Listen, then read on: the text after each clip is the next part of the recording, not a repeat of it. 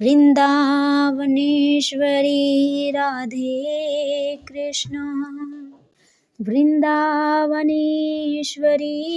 राधा कृष्णो वृंदावनेश्वरः,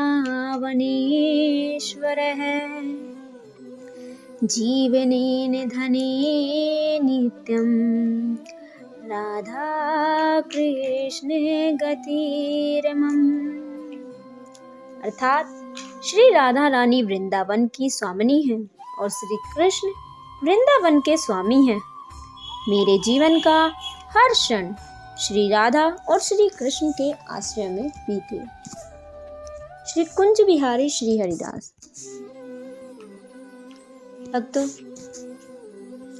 आज हम आपको विष्णु भगवान के कपिल मुनि के अवतार के बारे में आपको बताने जा रहे हैं।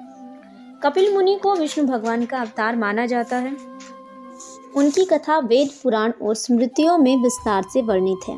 कपिल मुनि के जीवन से जुड़ी प्रमुख कथा गंगा अवतरण की कथा से जुड़ी हुई है। कपिल मुनि का जन्म कदम्ब ऋषि और उनकी पत्नी देवहूति के घर हुआ था। वे एक महाज्ञानी और तत्ववेता थे। उन्होंने संसार को सांख्य दर्शन प्रदान किया, जो संसार के रहस्य और मोक्ष की प्राप्ति का ज्ञान देता है।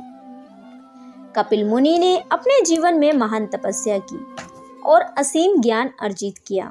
उनका निवास समुद्र के किनारे एक आश्रम भी था।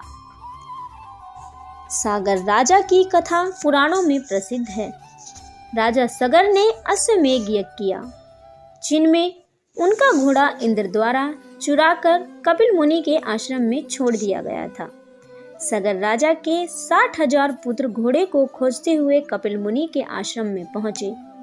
घोड़े को वहां देखकर पुत्रों ने कपिल मुनि पर आरोप लगाया। मुनि ध्यान में लीन थे। उन अपमान सहन न कर पाने के कारण उनके क्रोध से सगर के सभी पुत्र भस्म हो गए। सगर के वंशज भगीरथ ने अपने पूर्वजों को मुक्ति दिलाने के लिए कठोर तपस्या की। उनकी तपस्या से प्रसन्न होकर भगवान शिव ने गंगा को पृथ्वी पर अवतरित किया। गंगा के प्रवाह ने सगर के पुत्रों को मोक्ष प्रदान किया। कपिल मुनि को न केवल ज्ञान और दर्शन का प्रतीक माना जाता है, बल्कि वे भक्ति और मोक्ष प्राप्ति के भी माध्यम माने जाते हैं।